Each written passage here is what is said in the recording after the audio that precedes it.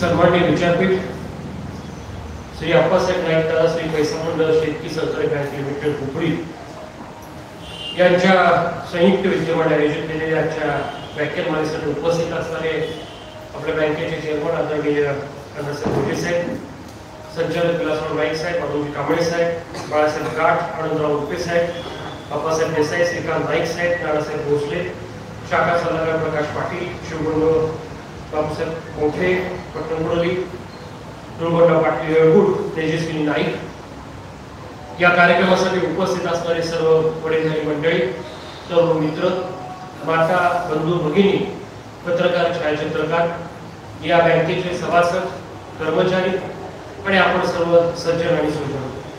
मी सुरुवातीलाच देसाई सर आणि आयोजकांचं मी मनापासून आभार मानतो की 25 वर्षापूर्वी 23 वर्षापूर्वी या हुपळीची वक्तृत्व स्पर्धा चांदी असोसिएशनने जिंकली होती. त्या वक्त्याला आपण पुन्हा या ठिकाणी आमंत्रित केलं, त्यामुळे आपल्या सगळ्यांचा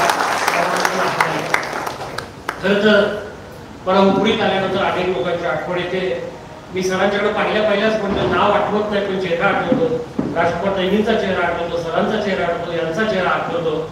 बऱ्याच वेळा चेहरे बोलत असतात आणि ते चेहरे हे तुमच्या माझ्या आपल्या सगळ्यांच्या मध्ये चैतन्य निर्माण करत असतात.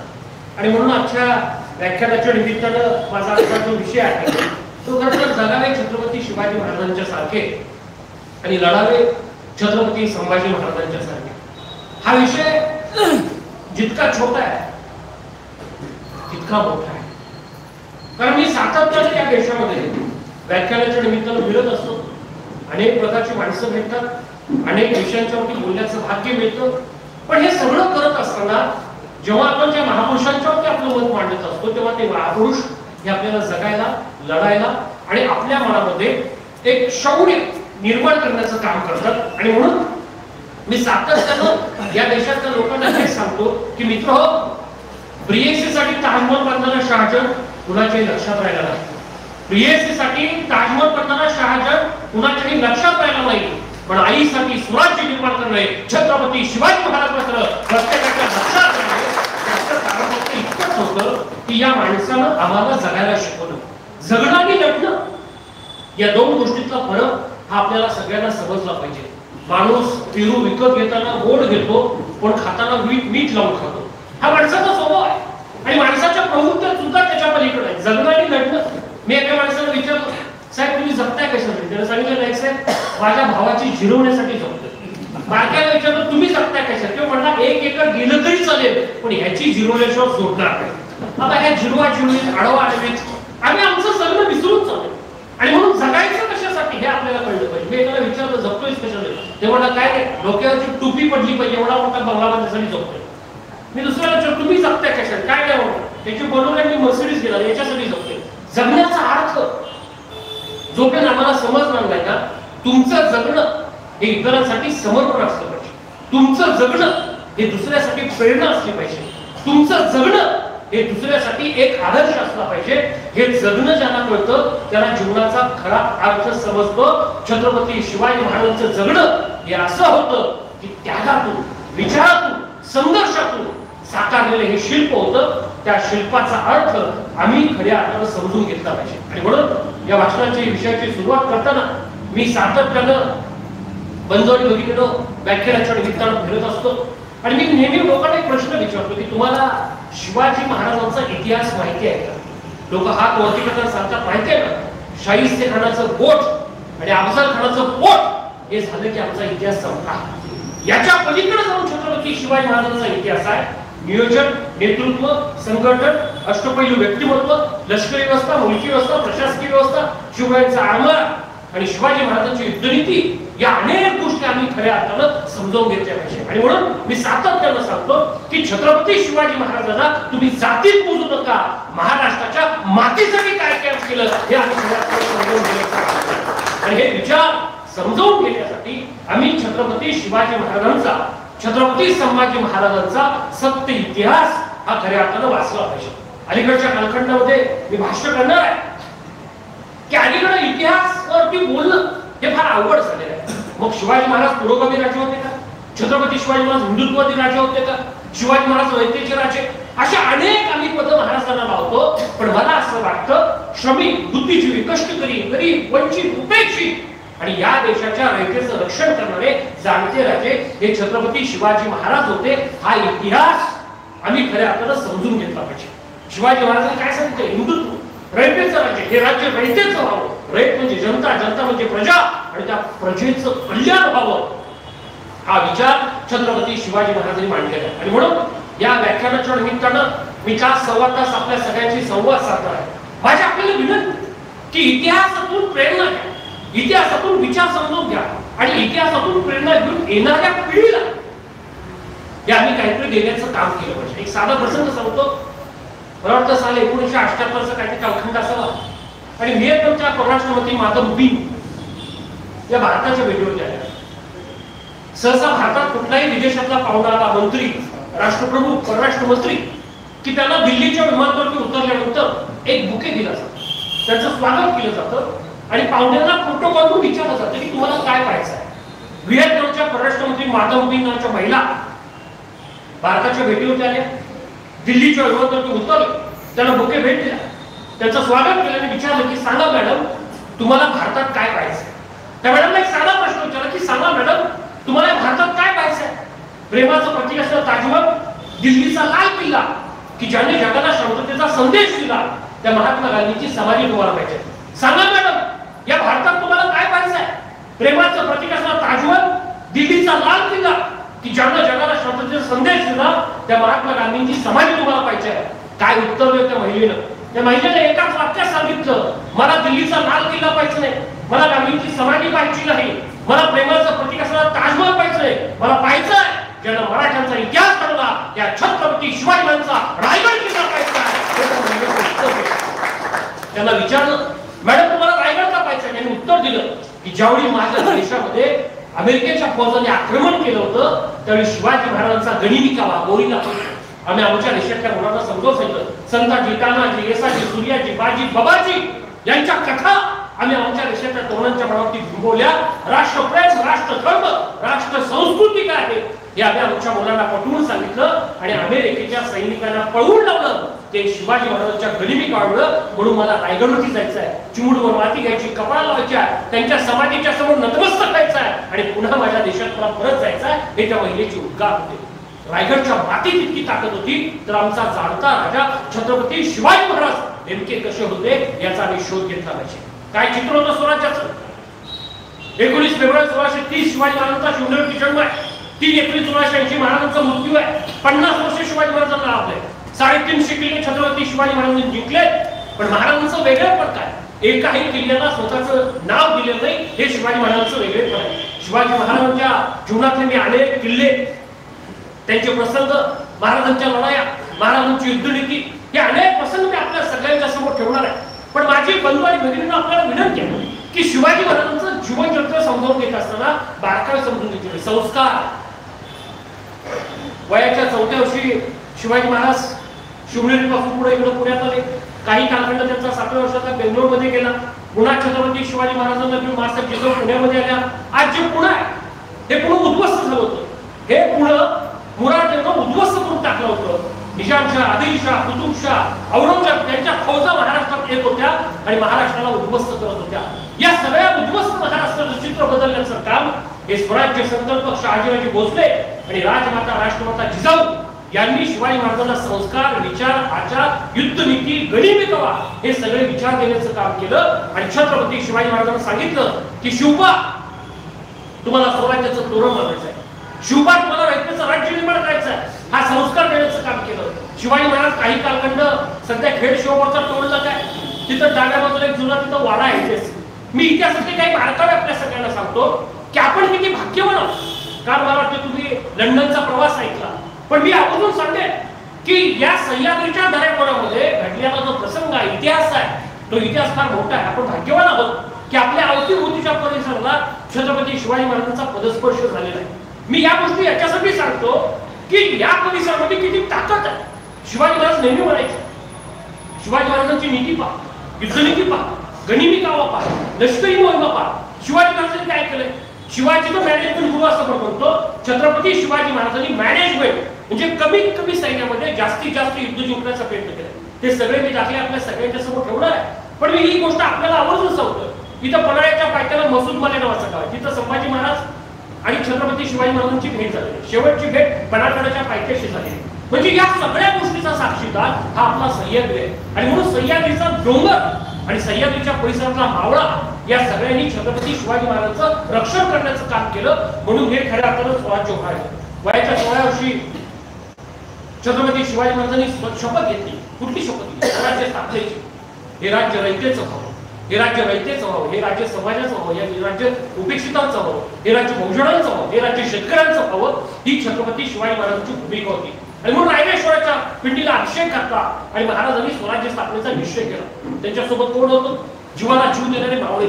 शिवचरित्रातून आम्ही काय शिकायचं हा जेव्हा प्रश्न माझ्यासारख्या वक्त्याच्या समोर उभा राहतो तेव्हा मी नेहमी सांगतो की शिवाजी महाराजांच्या जीवनचरित्रातून आम्ही अनेक गोष्टी शिकायला पाहायला मिळतात. त्यातले काही बारकावे मी आपल्या सगळ्यांच्या समोर ठेवतोय की शिवाजी महाराजांचं नेतृत्व या सह्याद्रीच्या दऱ्याखोऱ्यामध्ये शस्त्रास्त्र नव्हती, शस्त्रास्त्राचे कारखाने नव्हते. ते निर्माण करण्याचं काम हे छत्रपती शिवाजी महाराजांनी केलेलं आहे. त्याचं एक उदाहरण जोडून तुम्ही सांगतो. शिवाजी महाराजांनी तोरणागड जिंकला आणि स्वराज्याचं तोरण बांधलं. अशा एक आख्यान मी नेहमी सांगतो की इतिहासातला विद्वान प्राध्यापक असं म्हणतो से was no documents no history. पण मराठ्यांचा जो इतिहास आहे, मराठी म्हणजे फक्त 96 कोळी देवी, 12 बलुतेदार, 18 आमटे, सर्व जाती धर्मातली लोक महाराष्ट्र धर्म मराठी माणूस म्हणून लढत होते ते मराठी. छत्रपती शिवाजी महाराजांनी हे हिंदवी स्वराज्य रयतेचं राज्य निर्माण करत असताना या सगळ्या जाती धर्माच्या लोकांना एकत्र केलं. याचे दृष्टांत मी आपल्या सगळ्यांच्या समोर ठेवतो आणि मग पुढे विचारतो. तोरणागड जिंकला असे एक आख्यायिका आहे. महाराज गडावरून खाली येत असताना एक बोरीस राहायचे.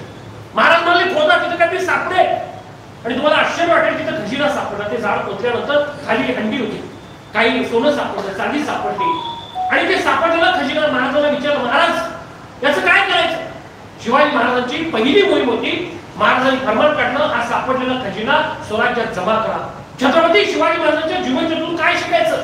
आजपर्यंत आम्ही हजारो राज्य पाहिले ज्यांनी सापडलेला खजिना युद्धावरती गेल्यानंतर स्वतःच्या घरी नेण्याचं काम केलं. पण याला अपवाद होता जाणता राजा छत्रपती शिवाजी महाराज यांनी सापडलेला खजिना हा स्वराज्यात जमा केला आणि स्वराज्याला मजबूत केलं. ह्या तलवारी तोफा ह्या कशातून निर्माण केल्या? या सापडलेल्या खजिन्यातून. गेले अनेक दिवस सुरतेवरची लूट की सुरतेवरचा हल्ला पेपरची पांढरंगत आहे. मी उजवता त्याच्यावरती नंतर उल्लेख करणार. मी राजकारणात अजिबात बोलणार नाही, पण वस्तुस्थिती मात्र आपल्या सगळ्यांच्या समोर दिसायचं ठेवणार. शिवाजी महाराजांनी काय केलं? एक भीमा लोहार नावाचा माणूस होता.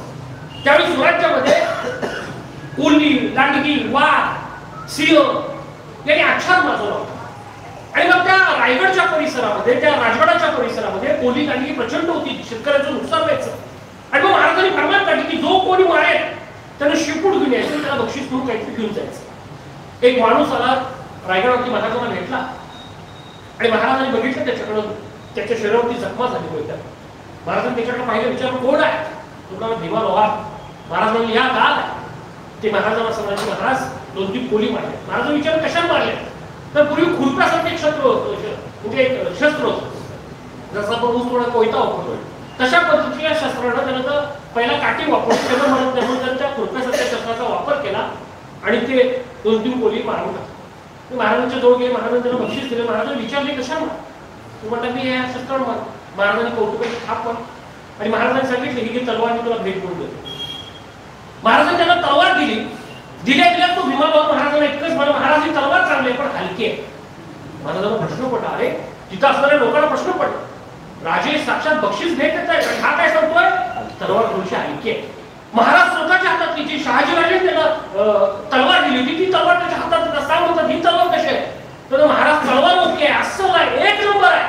पण या तलवारीची जी मूठ आहे ना ती थोडीशी लूज वाटते, ती थोडीशी घट्ट केली पाहिजे. महाराजांना प्रश्न पडला अरे किती तलवेस आहे? पहिली तलवार भार नाही जातो, दुसरी हे. महाराज तिसरी तलवार त्याच्या हातात देतात, विचारतात ही तलवार कशी आहे? तेवढे महाराज तलवार ओके आहे पण इकडच्या बाजूने धार कमी आहे. शिवाजी महाराजांनी त्याचं कर्तृत्व जाणलं आणि महाराजांच्या एका शब्दात सांगितलं, सांग म्हणले माझ्या स्वराज्यातल्या लोहारशाहीचा तू प्रमुख होतील का? जो माणूस बक्षीस द्यायला आला होता त्याला लोहारशाहीचं प्रमुख करण्याचं काम हे छत्रपती शिवाजी महाराजांनी केलं होतं आणि भीमा लोहार नावाचा माणूस स्वराज्याच्या लोहारशाहीचा प्रमुख झाला. ही माणसं आली कुठून?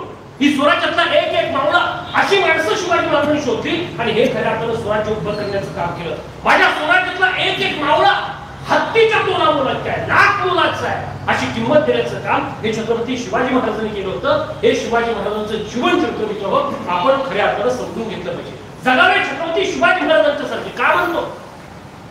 जगणं हे दुसऱ्यासाठी असलं पाहिजे, स्वराज्यासाठी असलं पाहिजे. मी अनेक दाखले कल्याणच्या सुभेदाराच्या सुनेचा प्रसंग आहे. इतकी सुंदर असते आमची माता तर आम्हीही सुंदर वधलो असतो शिवछत्रपती. शत्रूच्या सुनेला सुद्धा आईची उपमा देणारा जगाच्या इतिहासातला पहिला राजा होता छत्रपती. गोळीवरच्या पाटलाच्या सुनेचं रक्षण केलं. इकडं विजापूरच्या जवळ बलवडी नावाचं गाव आहे, तिथे देसाईंची गडे आहे. तो प्रसंग फार मोठा आहे. शिवाजी महाराजांचे सरदार सकोशराव गायकवाड महाराज दक्षिणेत गेले, मोहीम पत्ते केले आणि छत्रपती शिवाजी महाराज पन्हाळगडाच्या दिशेने येतात आणि सकोशराव गायकवाड नावाच्या सरदाराला सांगितले, सकोशराव जावा आणि विजापूरच्या जवळ देसाईंची गडी आहे, तिथल्या लोकांचा पराभव करा आणि तुम्ही पन्हाळगडाच्या दिशेने. तुम्हाला आश्चर्य वाटेल, सकोशराव गायकवाड गेले. 2-4 दिवस युद्ध झालं पण काही युद्ध जिंकायला शक्यच नाही. 15 दिवस गेले तरी युद्ध जिंकणार. शेवटी महाराज म्हणाले, मी स्वतः येतो आणि मोहीम पत्ते करतो. महाराज येत आहेत हे ऐकल्यानंतर सैनिकांच्या मनात चैतन्य निर्माण झालं. त्याच वेळी तिकडं त्या गायकवाडांनी त्यांचा फडशा केव्हाच पाठला होता, पण तिथल्या महिलांनी स्वतःच्या अंगावरती पुरुषाचा वेश परिधान केला होता आणि त्या महिला सैनिकांच्या सोबत लढत होत्या. शिवाजी महाराजांना समजलं, प्रचंड दुःख झालं. महाराजांनी काय केलंय? महाराजांनी सरदार सकोशराव गायकवाडच्या पन्हाळगडच्या पायथ्याशी हातपाय छाटले, संरक्षण केलाय आणि त्या देसाईच्या गडीतल्या महिलांना बोलवलंय, त्यांचा पन्हाळगडची सत्कार केलाय, त्यांची ओटी खड्यावर भरली आणि महाराजांनी एकच सांगितलं वाक्य, ते वाक्य फार महत्वाचं आहे. शिवाजी महाराजांना काय म्हणाले?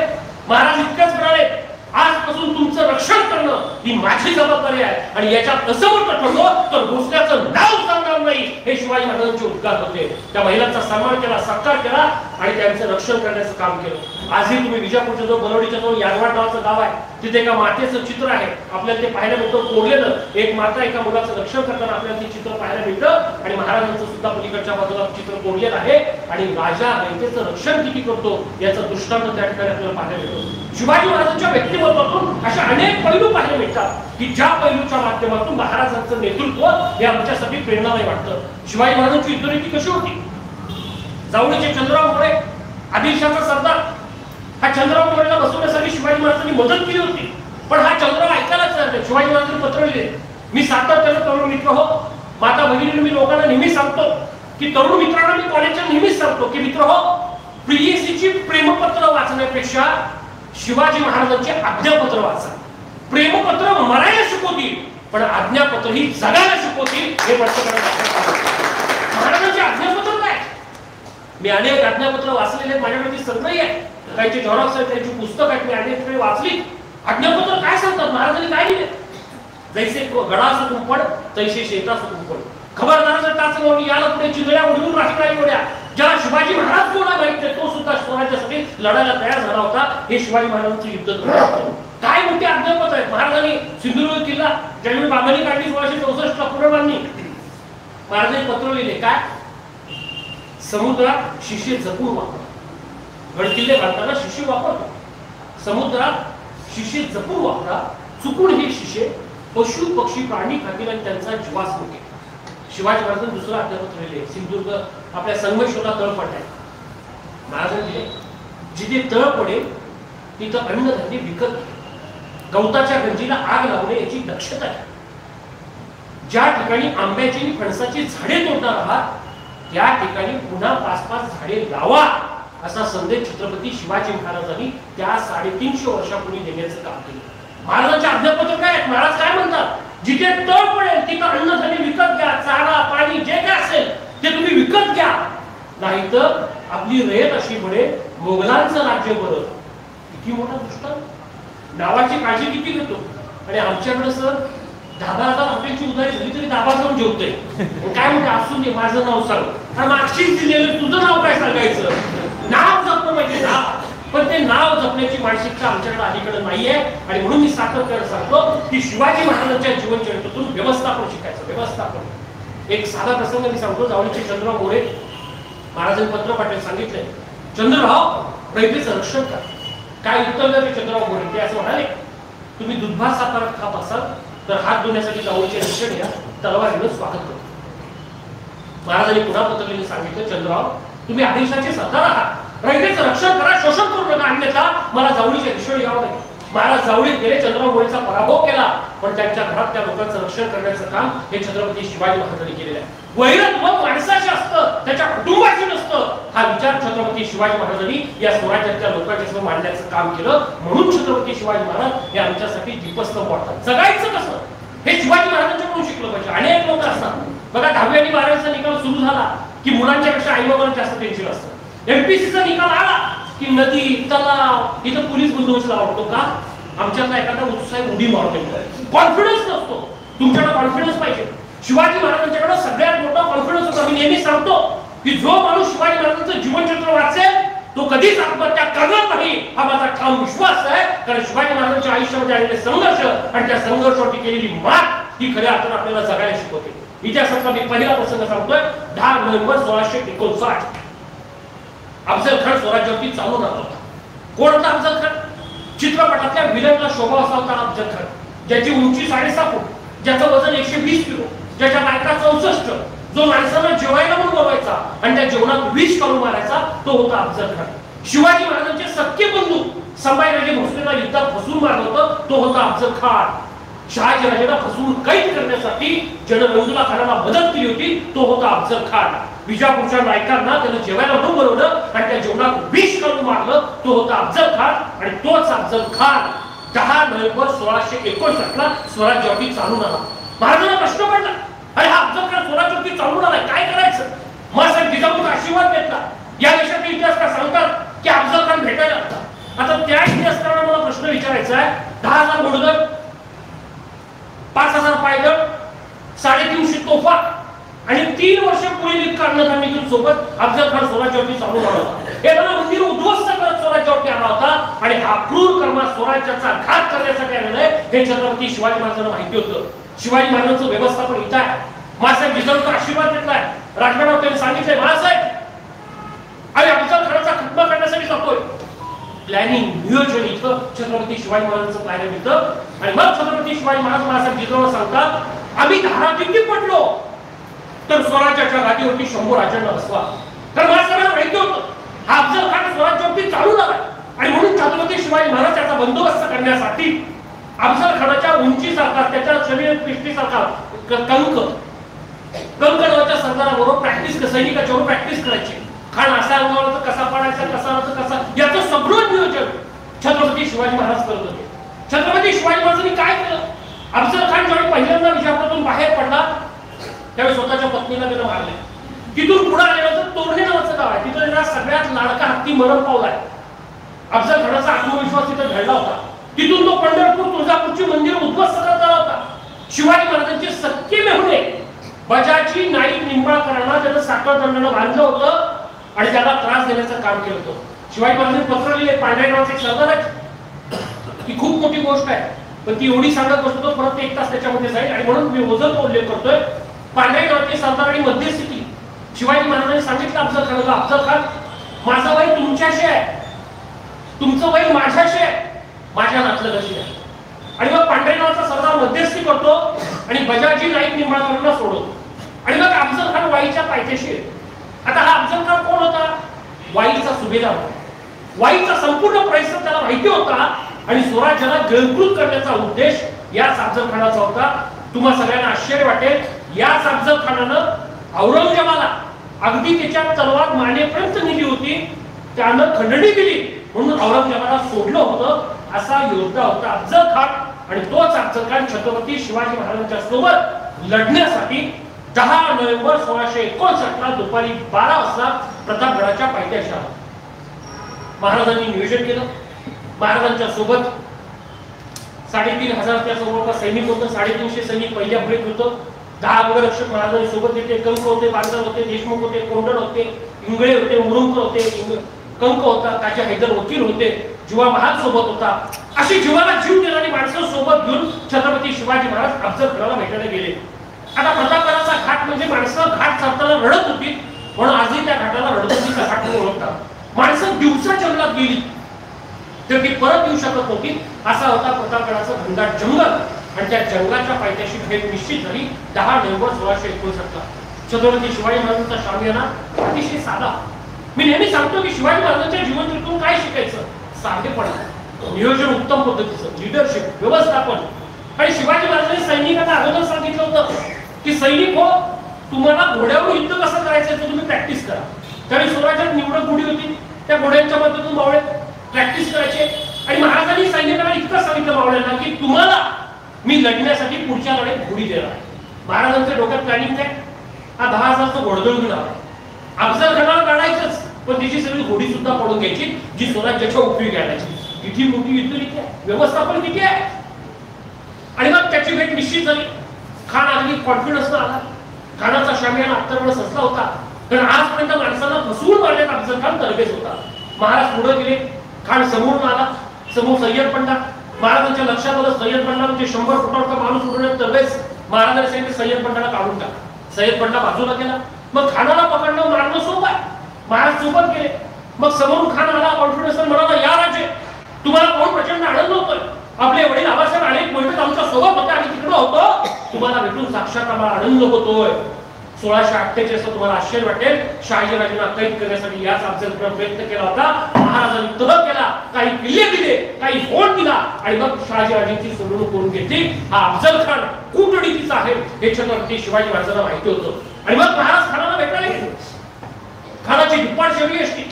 खानाला महाराजांना आलिंगन दिलं. 1 2 3 4 5 6 7 8 9 10 वेळा महाराज निसटण्याचा प्रयत्न करतात. खान सोडत नाही.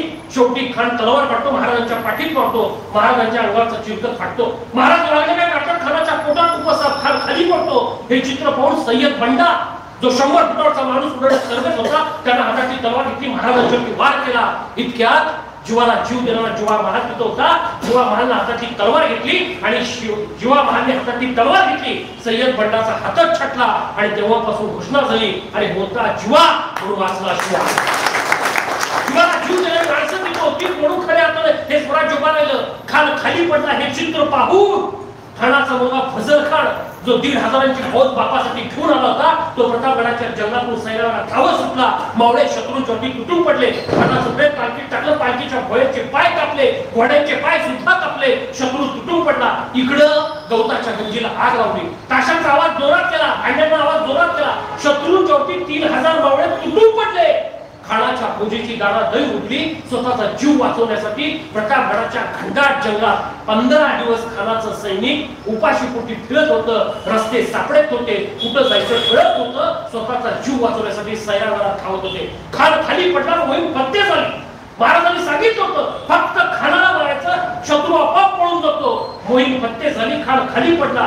महाराज प्रतापगडाच्या टेकावरती चालत चालत घोड्यावरती बसले आणि प्रतापगडाच्या टेकावरती गेले. वर गेले, मागून पाहतात तर काय 1 2 3 4 5 6 7 8 9 10वा संभाजी गावची कुठे दिसत होता.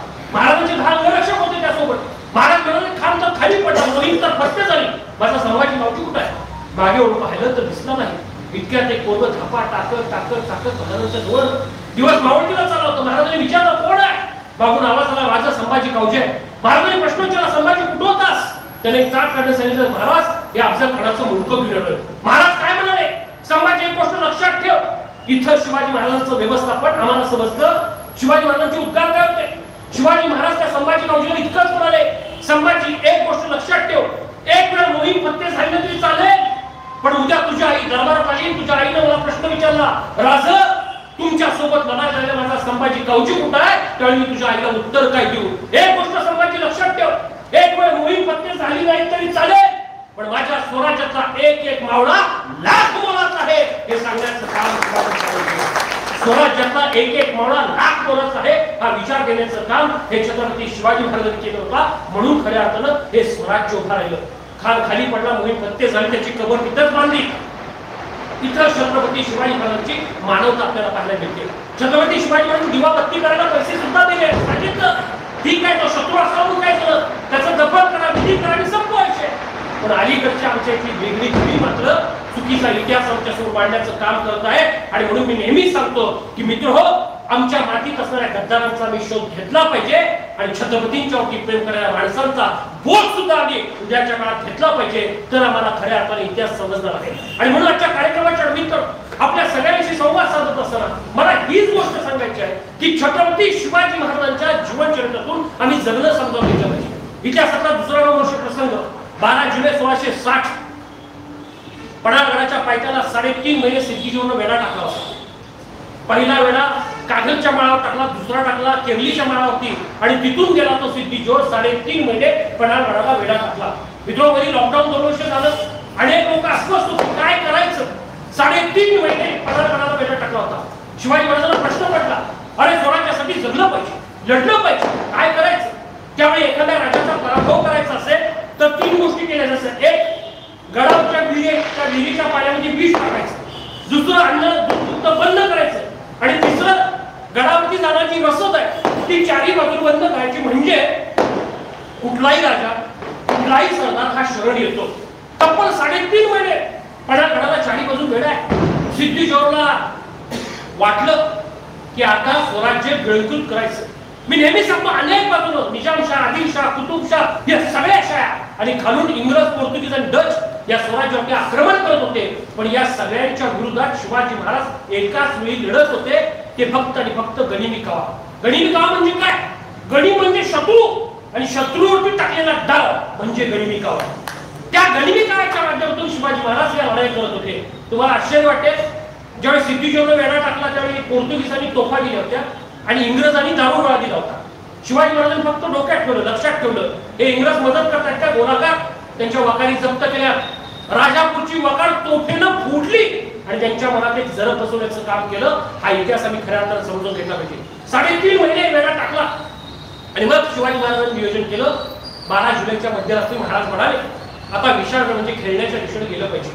शिवाजी महाराजांनी 30-32 वर्षाचा तरुण शिवा काशीत आणि शिवा काशीतला महाराजांनी सहज विचारलं, अरे सांग शिवाजी, सांग शिवा, स्वराज्यासाठी शिवाजी बनशील का? काय उत्तर द्यायचं शिवा काशीतलं. जो शिवा काशीत महाराजांच्या सारखा दिसायला हुबेहूब होता, चेहऱ्यावरती तेज होतं, कर्तबगार होता, लढाऊ बाणा होता, स्वराज्यासाठी लढणं, झिजणं, जगणं हे त्याला माहिती होतं. महाराजांनी सांगावं शिवा काशीतनं ऐकावं. असा होता आमचा शिवा काशीत, ज्याच्या चेहऱ्यावरती तेज होतं. दरबारात उभा राहिला. महाराजांनी विचारलं, अरे सांग शिवा, स्वराज्यासाठी शिवाजी बनशील का? तो शिवा काशीत इतकंच म्हणाला, राज, जन्माला नाभिक समाजात राहून काय झालं, मरताना शिवाजी भोसले मरण्याचं भाग्य माझ्या नशिबात असेल तर हा शिवा काशी 100 वेळा शिवा काशीचे उद्गार होते. 12 जुलैच्या मध्यरात्री धोधो पाऊस पडत होता आणि शिवा काशीत पालखीत बसला. महाराजांनी सोन्याचं कण शिवा काशीला बक्षीस म्हणून भेट दिले. शिवा काशीचे डोळे पाण्याने ओसरत होते. शिवा काशीच्या डोळ्यामध्ये आनंदाचे अश्रू येत होते. शिवाजी महाराज शिवा काशीला इतकंच म्हणाले, शिवा, याचं बक्षीस तुला माहिती आहे का? त्या शिवा काशीचा उद्गार काय होतो, महाराज, या स्वराज्याच्या रक्षणासाठी तुम्ही जगला पाहिजे. माझ्यासारखे हजारो शिवा काशी या महाराष्ट्राच्या मातीत निर्माण होती. हे शिवा काशीचे उद्गार होते. महाराज कोंडे, देशमुख, बांधत या सगळ्या मावळ्यांना सोबत घेऊन विशाळगडाच्या दिशेने गेले. बाजीप्रभू देशपांडे, पुलाचे देशपांडे यांची फौज त्या पावनखिंडीच्या दिशेने गेली आणि मग शिवा काशीत पालखीत बसले आणि खाली आले. त्या पालखीतून खाली आल्यानंतर सिद्धिजोडला प्रचंड आनंद झाला होता, कारण साक्षात छत्रपती शिवाजी महाराज आपल्याला भेटायला येत आहेत. अफजल खानाचा मुलगा फजल खान, जो वडिलांच्या मृत्यूचा बदला घेण्यासाठी सिद्धिजोडच्या सोबत आला होता. शत्रूचा शत्रू तो आपला मित्र, ही भूमिका फजल खानाची होती. तो फजल खान सिद्धिजोडच्या सोबत आला होता. खाली आले, शिवा काशीत पालखीतून उतरले. त्यांच्यात काहीतरी संवाद सुरू झाला. सिद्धिजोडला प्रचंड आनंद झाला. का? साक्षात शिवाजी महाराज आपल्याला सापडले. फजल खानाला प्रचंड आनंद झाला, कारण साक्षात शिवाजी महाराज आपल्या समोर आले आहेत याचा उन्माद त्यांच्या मनात निर्माण झाला होता. तास दीड तास त्यांच्यामध्ये चर्चा सुरू झाली. त्यात एक हसीम पळत आला आणि फजल खानाच्या कानात सांगितलं की तुम्ही ज्याच्याशी चर्चा करत आहात ते खरे शिवाजी महाराज नाही आहेत. खरे शिवाजी महाराज तेव्हाच निघून गेले. फजल खानाला प्रचंड दुःख झालं. तो शिवा काशीदांच्या जवळ गेला, विचारलं, बाबांच्या म्हणून लढत असताना कपाळाची जखम झाली ती कुठं आहे? शिवा काशीदनं चटकीला उत्तर दिलं, गाईचं तूप लावलं, जखम निघून गेली. त्याला दुसरा प्रश्न विचारला, सांगा किल्ल्या कोणाकडे आहेत, फितुरांची नावं, असे अनेक प्रश्न आमच्या शिवा काशीदला विचारले. शिवा काशीदांनी चर्चेत गुंतवून ठेवण्याचा प्रयत्न केला. शिवा काशीद महाराजांच्या सारखे दिसत होते, पण तसं बोलता येत नव्हतं. इतक्यात सिद्धीश्वरनं तलवार घेतली, शिवा काशीदांच्या डोक्यात मारली. अफजल खानाचा मुलगा फजल खानानं तलवार घेतली आणि शिवा काशीदांच्या पोटात खुपसली. एकट्या शिवा काशीदवरती 300-350 लोक वार करत होते. शिवा काशीदनं शेवटी दोन्ही हातात त्या तलवार घेतल्या, शत्रूंच्या वरती तुटून पडले. शिवा काशी शत्रूंची वार करतो हे चित्र पाहून फजल खान चिडला, सिद्धीश्वर चिडले. फजल खानानं डोक्यात, फजल खानानं डोक्यामध्ये आणि सिद्धीश्वरनं पाठीवरती वार केला. शिवा काशीद रक्ताच्या थरोळ्यात पडले. 12 जुलैच्या मध्यरात्री रात्री धोधो पाऊस पडत होता आणि आमच्या शिवा काशीदांचं रक्त धोधो पावसात वाहून जात होतं. पण शिवा काशीदांचे शेवटचे शब्द फार मार्मिक होते. काय म्हणाले शिवा काशीद? शिवा काशीद त्या सिद्धीश्वरला आणि फजल खानाला इतकंच म्हणाले, अरे काफराच्या औलादीनो, तुम्ही शिवाजी महाराजांना पकडण्यासाठी जंग पछाडता. अरे काफराच्या औलादीनो, तुम्ही शिवाजी महाराजांना पकडण्यासाठी जंग पछाडता. पण तुम्ही लक्षात ठेवा, तुम्ही शिवाजी काय, शिवाजी महाराजांची सावली सुद्धा पकडू शकत नाही. कारण या महाराष्ट्राच्या मातीत छातीचा कोट करणारे हजारो बावळे या महाराष्ट्राच्या मातीत आहेत. 12 जुलैच्या मध्यरात्री धोधो पावसात शिवा काशीदांचं रक्त वाहून गेलं असेल, पण शिवा काशीदांचा सुवर्णाक्षर लिहिलेला इतिहास म्हटलं की या देशातला कुठलाही माणूस विसरू शकत नाही. कारण जगायचं कसं हे शिवाजी महाराजांनी आम्हाला सांगितलं आणि लढायचं कसं या स्वराज्याच्या निष्ठावंत मावळ्यांनी या महाराष्ट्राच्या मातीला सांगण्याचं काम केलं. म्हणून खऱ्या अर्थानं हे स्वराज्य उभं राहिलं. मग छत्रपती शिवाजी महाराजांनी ठरवलं की स्वराज्याचा विस्तार करायचा. आता प्रश्न निर्माण होतो 6 जून 1664 सुरतेवरचा पहिला हल्ला. आता आमच्याकडे रोज पेपरला चोर आहे की सुरतेवरचा हल्ला की सुरतेची लूट. मला प्रश्न पडतो, अफजल खानाचा खून की वध? आमच्याकडे इतिहासावर करायचा, संवाद करायचा आणि मग त्या इतिहासावरती अनेक दिवस चर्चा करत बसायचं, ही लोकांची वृत्ती आहे. पण मी नेहमी आपल्याला आवर्जून सांगेन की छत्रपती शिवाजी महाराजांनी सुरतेवरती हल्ला का चढवला? स्वराज्याच्या रक्षणासाठी, स्वराज्याच्या विस्तारासाठी.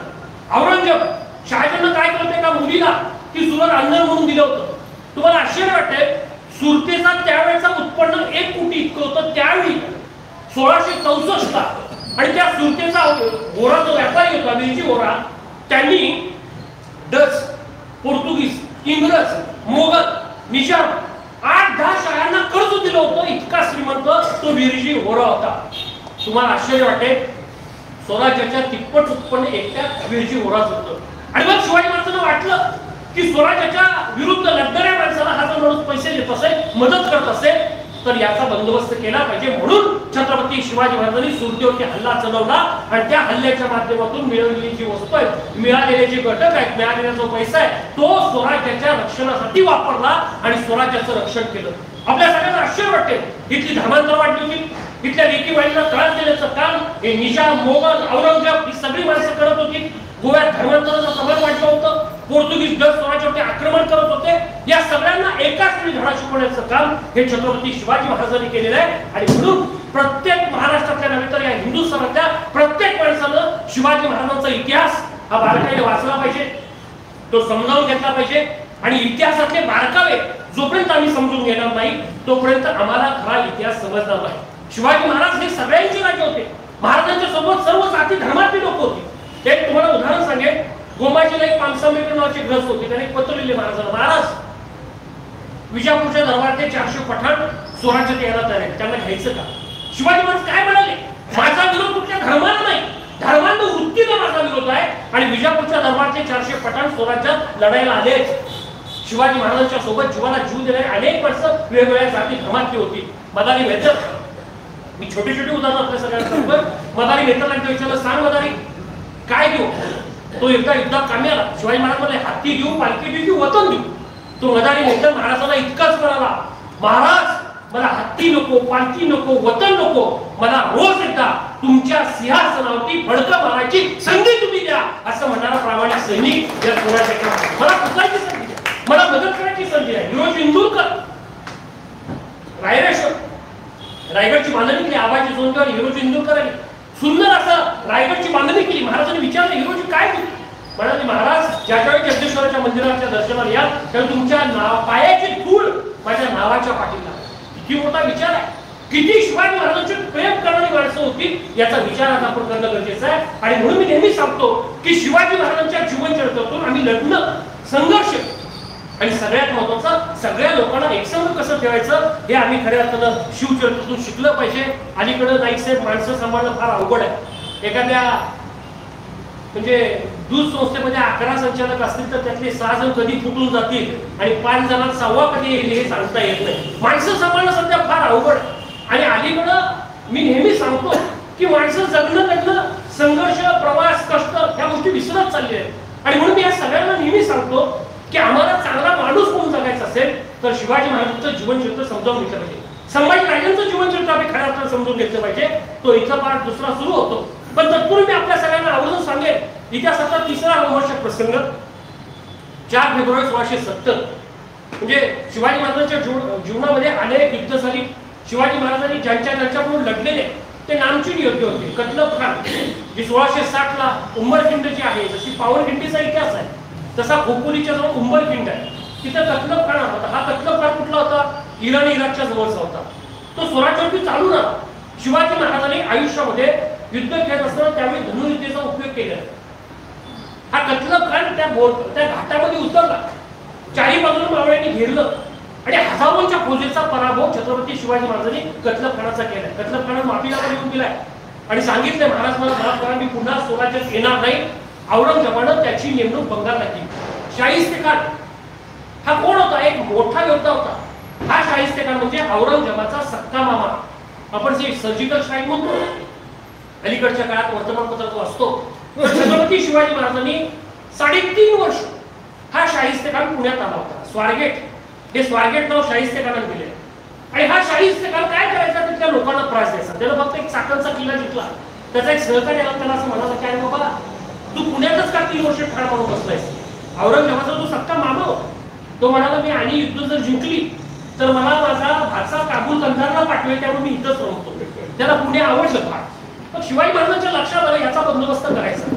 आता जसं मिरवणुकीला परवानगी घेतोय, शासकीय कार्यक्रमांना आपण काही मोठा कार्यक्रम घ्यायचा परवानगी घ्यायला लागते, तसं त्यावेळी एका लग्नाची वरात काढण्यासाठी 200 लोकांचा परवाना घेतला होता. आणि वरातीच्या निमित्तानं मावळे शाहिस्ते खानाच्या त्या लालमहालात घुसले. आणि घुसल्यानंतर तुम्हाला आश्चर्य वाटेल की शिवाजी महाराजांची नैतिकता, शिवाजी महाराजांचे विचार किती उत्तम होते याचे उत्तम उदाहरण सांगतो. शाहिस्ते खान बुर्गी या पुस्तकात एक संदर्भ दिलाय. शिवाजी महाराजांनी छापा टाकला, शाहिस्ते खानाची बोटे छाटली, मारायचा प्रयत्न केला, शाहिस्ते खान सापडला नाही. तो लपून बसला, महिलांच्या खोलीत गेला, लपून बसला आणि शाहिस्ते खानाची मुलगी तिथे सापडत नव्हती. मोहीम पत्ते झाली आणि 2-3 तासानंतर शाहिस्ते खानाची बायको रडायला लागली. मुलगी दिसत तिच्यावर फार प्रेम होतं. आणि मग इतक्यात एक बाई आली, ती म्हणाली शिवाजी महाराज हा लेकीबाळीचं रक्षण करणारा राजा आहे. 1.5-2 तासानंतर एका पिंपात ती मुलगी लपून बसली. ती बाहेर आली, त्या मुलीनं आईला मिठी मारली. ती मुलगी इतकंच म्हणाली मराठ्यांच्या सैनिकानं माझं रक्षण केलं, पण जे शत्रू होते त्यांच्याशी मार. अशा अनेक संदर्भ इतिहासाच्या दाखल्यामध्ये पाहायला मिळतात. आणि म्हणून शाहिस्ते खानानं विचारलं, मामानं सांगितलं, शाहिस्ते खानानं औरंगजेबाला पत्र सांगितलं की शिवाजी महाराजांनी माझ्यावरती आक्रमण केलं, माझी बोटे छाटल्या. औरंगजेबानं काय उत्तर दिले माहितीये? मामा तुम्ही इकडे येऊ नका, बंगालला जावा, तुमची बोटं तर छाटल्या. छत्रपती शिवाजी महाराज माझं मुंडकं छाटतील, त्याच्यावर तुम्ही इकडे येऊ नका, बंगालला तिकडे पळून जावा. आणि तो शाहिस्ते खान बंगालला पळून गेला. अक्षरशः तिथंच त्याचा मृत्यू झाला. शिवाजी महाराजांची दहशत किती होती? दहशत म्हणजे ही आदरयुक्त भीती. कतलब खानाला गाठला, अफजल खानाला गाठला, सिद्दी जोहरला गाठला, फजल खानाला गाठला आणि सगळ्यात महत्वाचं शाहिस्ते खानाला सुद्धा गाठला. तिकडे इनायत खान जे सुरतीवरती हल्ला करत होता, त्याला पत्र दिलंय तू जितकी वस्तुली देता येईल तेवढी दे आणि तू निघून जा. त्याने दूध पाठवला महाराजांच्याकडे भेटायला म्हणून आणि त्या दूधानं महाराजांच्यावरती हल्ला करण्याचा प्रयत्न केला. ज्या हातानं तलवार उपसली होती तो हात छत्रपती शिवाजी महाराजांनी छाटला आणि इनायत खानाला सांगितलं लक्षात ठेव हे सह्याद्रीचे वाघ आहेत आणि ते वादळ सुद्धा आहेत हे करण्याचं काम केलं. तो इनायत खान स्वतःचा जीव वाचवण्यासाठी किल्ल्याच्या मागच्या बाजूला लपून बसला होता. महाराजांनी सुरतीवरची मोहीम फत्ते झाल्यानंतर पुन्हा स्वराज्यात आले आणि स्वराज्य विस्तृतपणे उभं करण्याचं काम केलं. 6 जून 1674 महाराजांचा राज्याभिषेक झाला. पण त्याच्या अगोदर 4 फेब्रुवारी 1670 हे इतिहासाचे दाखले सांगणं का गरजेचं आहे की शिवाजी महाराजांनी कमीत कमी मॅनेजमेंट मध्ये हे स्वराज्य उभं कसं केलं. तानाजी मालुसरे मुलाच्या लग्नाची पत्रिका द्यायला आले. शिवाजी महाराजांनी सांगितलं तानाजी तो कोणाला जिंकला पाहिजे. मासाहेब जिजाऊनी सांगावं आणि तानाजी मालुसरेने ऐकावं असे होते आमचे नरवीर शूरवीर तानाजी मालुसरे. मासाहेब जिजाऊ इतकंच म्हणत तानाजी तो कोणाला जिंकला पाहिजे. मुलाच्या लग्नाची पत्रिका तिथंच ठेवली आणि तानाजी मालुसरे कोंढाणा जिंकायला गेले. अमावस्येच्या रात्री तानाजी मालुसरे कोंढाणा जिंकायला गेले. गडावरती दोर टाकले. कुणीतरी सांगितलं होतं गडाचा किल्लेदार उदयमान राठोड आहे आणि गडावरती फक्त 2000 त्यांचे सैनिक आहे. 300-350 मावळे सोबत घेऊन तानाजी मालुसरे इतकंच म्हणाले, अरे 350 मावळे खतमा करतील, चला जाऊ गडावरती आणि उदयमान राठोडचा खतमा करू. कोण होता उदयमान राठोड? जसा अफजल खान तसाच उदयमान राठोड. त्यानं तर एका गावाच्या वेशीवरती पार असा वाकवून ठेवला होता आणि लोकांच्या मनात दहशत निर्माण केली होती. जो कोणी माझ्यावरती आक्रमण करेल त्याला या पार सारखा वाकवून टाकेल अशी भीती लोकांच्या मनात निर्माण केली होती उदयमान राठोडनं. हा इकडे दख्खनवरती आला होता स्वराज्य गिळंकृत करायला.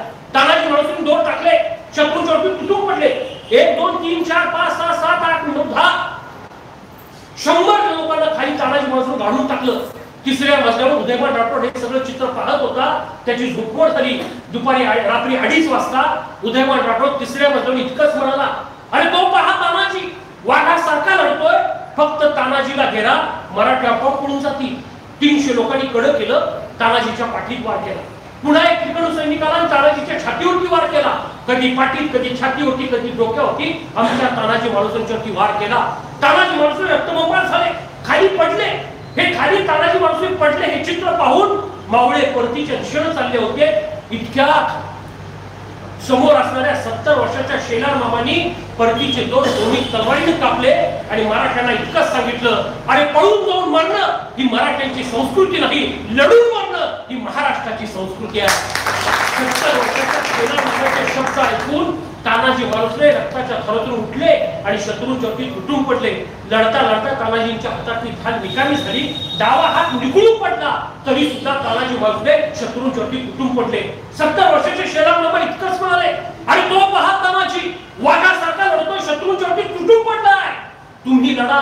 मावळे पेटून उठले, शत्रूंच्या वरती तुटून पडले.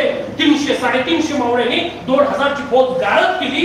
एक मावळा पळत पळत पळत राजगडाच्या दिशेने गेला आणि महासाहेब जिजाऊंना सांगितलं, महासाहेब तानाजीनं कोंढाणा जिंकला. महासाहेब जिजाऊंना प्रचंड आनंद झाला. छत्रपती शिवाजी महाराजांना प्रचंड आनंद झाला, कारण पुरंदरच्या तहामध्ये कोंढाणा किल्ला होता, तो किल्ला जिंकला होता. महासाहेब जिजाऊंनी शिवाजी महाराजांना सांगितलं, शिवबा तानाजीनं कोंढाणा जिंकलाय, त्याला बक्षीस काहीतरी दिलं पाहिजे. महाराजांनी सोन्याचं कडं घेतलं होतं आणि तानाजीला बक्षीस म्हणून द्यायचं ठरवलं होतं. इतक्यापेक्षा म्हणून पालखी आली. महाराज इतकंच म्हणाले, अरे कुठं आहे तानाजी, मला तुला सोन्याचं कडं बक्षीस म्हणून द्यायचं आहे. तानाजी मालुसरे दिसत नव्हते. तानाजी जसे पराक्रमी होते तसेच विनोदी सुद्धा होते. त्यांना वाटलं तानाजी पाठीमागे थांबलाय काय. पुन्हा महाराज जिजाऊ राज दरबारातून अंबरखान्याच्या दिशेने आल्या. राज दरबारात आले, पुढे इतकंच म्हणाल्या, कुठं आहे तानाजी, तुम्हाला बक्षीस द्यायचं आहे. इतक्यापेक्षा म्हणून पालखी आली. पालखी तानाजीचं प्रेत होतं. मागं रायबा होता, शेलार मामा होते आणि सूर्याजी डाव्या बाजूला होते. महासाहेब जिजाऊंना प्रचंड दुःख झालं. छत्रपती शिवाजी महाराजांना तर प्रचंड दुःख झालं. महाराज इतकेच म्हणाले, गडासारखा कोंढाणा आला पण सिंहासारखा तानाजी गेला आणि म्हणून त्या कोंढाण्याचं सिंहगड असं नामकरण करण्यात आलं. तानाजीनं कोंढाणा जिंकला. पण मित्रो, मराठ्याचा इतिहास काय सांगतो. तानाजीचं मूळ गाव उंबरठ राजगडापासून 70 किलोमीटर अंतरावरती आहे. तानाजीचं प्रेत त्या गावात नेण्यात आलं. आजही तानाजीचं प्रेत ज्या घाटातून नेण्यात आलं त्या घाटाला मडघाट म्हणून ओळखलं जातं. म्हणजे मराठ्यांचा इतिहास आम्हाला काय सांगतो. मराठे जन्माला येतात, इतिहास घडवतात. मराठी युद्धावरती जातात, युद्ध जिंकून इतिहास घडवतात. पण मराठ्यांची प्रेत सुद्धा ज्या रस्त्याने जातात ना त्या रस्त्याला इतिहास प्राप्त होतो. हाच महाराष्ट्राचा इतिहास. तो इतिहास आम्ही समजून घेतला पाहिजे. आमचं जगणं, आमचं लढणं हे समाजासाठी आहे, हे खऱ्या अर्थाने आम्ही शिकलं पाहिजे. शिवाजी महाराजांनी जगणं शिकवलं. पुरंदरच्या तहामध्ये मिर्झाजी जयसिंगपूर तह झाला. 23 किल्ले 1 लक्ष होऊन गेला.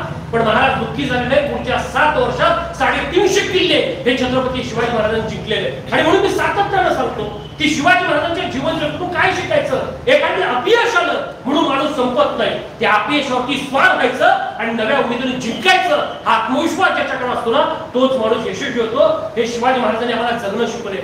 6 जून 1674 ला महाराजांचा राज्याभिषेक झाला. प्रतिपक्ष शिवशेषा मुद्रा भद्राई राज्य. प्रतिपदेच्या चंद्रकलेला कोरीव असतं. शहाजीपुत्र शिवाजीचं राज्य मी रयतेला अर्पण करतो ही शिवाजी महाराजांची भूमिका होती.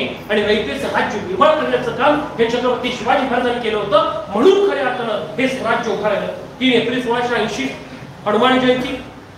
शिवाजी महाराजांचा मृत्यू झाला आणि स्वराज्यावरती फार मोठं संकट आलं. आणि संकट आल्यानंतर अनेक लोकांना वाटलं की हे राज्य संपेल आणि रायगडावरती असणाऱ्या रायगडातल्या दोह्यांनी स्वराज्याचे रक्षक सेनापती अंबिरराव मोहितेंना एक पत्र लिहिलं आणि त्या पत्रात असा मजकूर लिहिला होता, पन्हाळगडावरती जावा, शंभू राजांना कैद करा, राजा महाराजांचं मंत्रद्रोह करू, राजगादीवरती त्यांना बसू आणि संभाजी महाराजांना कैदेत टाकू. राजाराम सक्का भाचा असताना सुद्धा अंबिरराव मोहिते ते फरमान घेतलं, तळबिडीवरून इकडे थेट पन्हाळ्याच्या दिशेने आले आणि समोर संभाजीराजे होते. तो प्रसंग फार मोठा आहे. तुमच्या माझ्या आपल्या सगळ्यांच्या डोळ्यामध्ये अश्रू आणणारा प्रसंग आहे. संभाजीराजांचे डोळे पाणावले होते कारण साक्षात आबासाहेबांचं निधन झालं होतं आणि स्वराज्याचा विस्तार करायचा होता. पण मामांच्या हातात ज्या फितुरांनी लपवटा दिला होता, जे पत्र दिलं होतं, त्या पत्रात काय लिहिलं होतं? रायगडावरून थेट पन्हाळगडाच्या दिशेने जावा आणि संभाजीराजांना कैद करा. अंबीर मामा समोर गेलेच, ते पत्र घेतलं, संभाजीराजांच्या हातात दिलंय. संभाजी महाराजांचे डोळे पाणावले आणि संभाजी महाराज इतकंच म्हणतात, मामाश्री, सक्का भाचा राजा गाडीवरती बसत असताना सुद्धा तुम्ही रायगडावरती मला का घेऊन चाललाय? अंबीर मामा इतकंच म्हणतात, बाबासाहेबांनी आम्हाला काही सांगितलं नसेल का? स्वराज्याचं रक्षण करूया राजे आणि स्वराज्याच्या दोह्यांच्या हातामध्ये बेड्या ठेवूया आणि हत्तीच्या पायाखाली जाऊया. मी मित्र सातत्यानं सांगतो की इतिहासानं आम्हाला कंस मामा शिकवला, पण विषय गंभीर असताना खंबीर कसं राहावं हे सांगणारा हंबीर मामा मात्र आमच्या देशाच्या इतिहासाला शिकवला.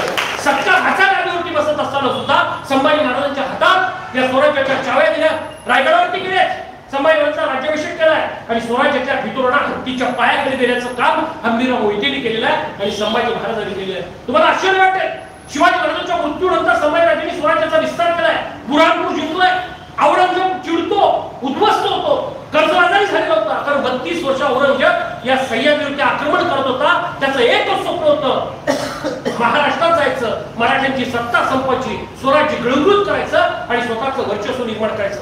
औरंगजेब चिडतो, स्वतःच्या डोक्याचं मुकुट खाली फेकून देतो आणि शपथ घेतो की जोपर्यंत संभाजी महाराजांना पकडत नाही तोपर्यंत स्वतःच्या डोक्यावरती मुकुट घालणार नाही, अशी शपथ औरंगजेब घेतो आणि स्वतः दिल्ली सोडून, आग्रा सोडून, बुरहानपूर सोडून तो सह्याद्रीवरती येतो आणि आक्रमण करण्याचा प्रयत्न करतो. 1, 2, 3, 4 वेळा आमच्या शंभू राजांना पकडण्याचा प्रयत्न केला, फितुरांनी पकडण्याचा प्रयत्न केला, विस्फोटन करण्याचा प्रयत्न केला, पण हा राजा सापडला नाही. या देशाच्या इतिहासकारांनी मी सातत्यानं सांगतो की आमच्या शंभू राजांच्या वरती चुकीचं लिखाण करण्याचं काम केलं.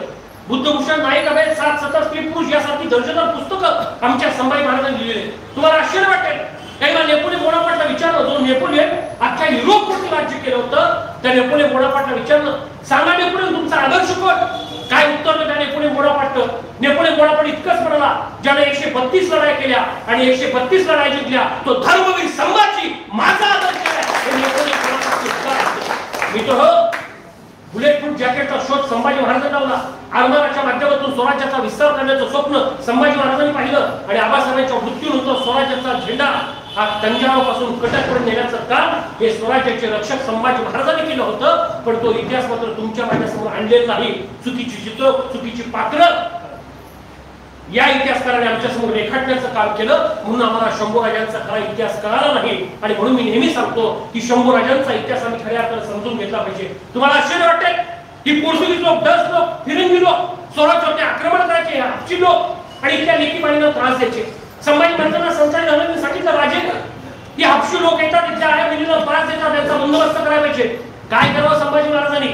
या हापशी, डच आणि इंग्रजी लोकांना कैद केले.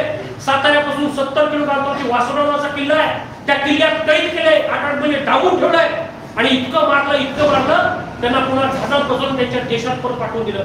महाराजांना कोणी विचारलं, महाराज यांना इतकं म्हणून त्यांच्या देशात का पाठवलं? त्यावेळी संभाजी महाराज म्हणाले की त्यांच्या देशात गेल्यानंतर त्यांना कळालं पाहिजे महाराष्ट्राच्या मातीत गेल्यानंतर लेकीबाईचं वाईट नजरेने बघितल्यानंतर इतकं वाईट मारतात हे त्यांच्या देशात त्यांना कळायला पाहिजे. हा विचार आमच्या शंभू राजांचा होता आणि म्हणून मी सातत्यानं सांगतो, चारित्र्य संपन्न, सर्व गुण संपन्न, अनेक भाषांचे ज्ञानी आमचे शंभू राजे होते. पण त्या शंभू राजांचा इतिहास मित्र आम्हाला खऱ्या अर्थाने समजला नाही. अरे आमच्या राजाचं शौर्य कसं होतं याचा एक साधा प्रसंग सांगतो मित्र.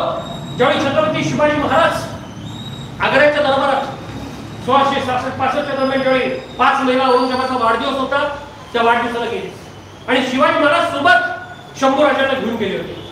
ज्यावेळी शिवाजी महाराजांना कैद झाली, पकड, फितुरीनं पकड. मी नेहमी सांगतो की आज प्रत्येक मराठी माणसाला दिल्लीचं तख्त जिंकू असं वाटतं, पण 350 वर्षापूर्वी दिल्लीच्या तख्तावरती लाथ मारणारा पहिला मराठी माणूस होता छत्रपती शिवाजी महाराज. तुमची मनसबदारी नको, तुमची लाचारी नको, तुमची गुलामगिरी नको, मी माझं स्वराज्य उभा करणार, हा छत्रपती शिवाजी महाराजांचा स्वाभिमान आम्ही खऱ्या अर्थाने समजून घेतला पाहिजे. शिवाजी महाराजांना पकडलं, कैद केलं आणि मग त्यावेळी महाराजांच्या सोबत बाल संभाजीराजे होते आणि संभाजीराजे त्या औरंगजेबाच्या दरबारात फिरत होते.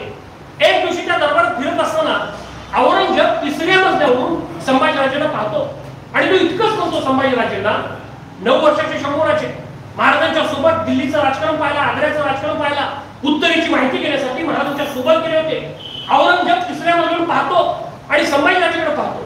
औरंगजेबाला एकच आठवायचं, त्याची मुलं कशी, महाराजांचा मुलगा कसा आहे, असा प्रश्न त्याच्या मनात नेहमी पडायचा. आणि संभाजीराजे चुणचुणीत करतात का, चेहऱ्यावरती तेज, तेजस्वीपणा, कणखर असं व्यक्तिमत्व असं तुमच्या शंभूराजांचं होतं.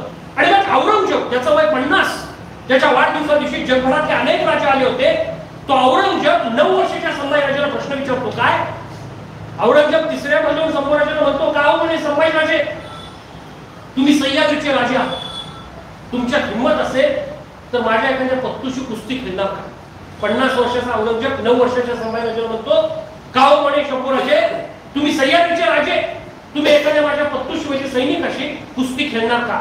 संभाजीराजेने शत्रू ठोकलाय आणि औरंगजेबाला सांगितलंय, औरंगजेब हिम्मत असेल तर तुमचा मुलगा शहजादा अकबरला माझ्यावर कुस्ती खेळायला पाठवा, नाही चला मुंड्या चित केलं तर भोसल्याचं नाव सांगणार नाही, हे संभाजीराजे.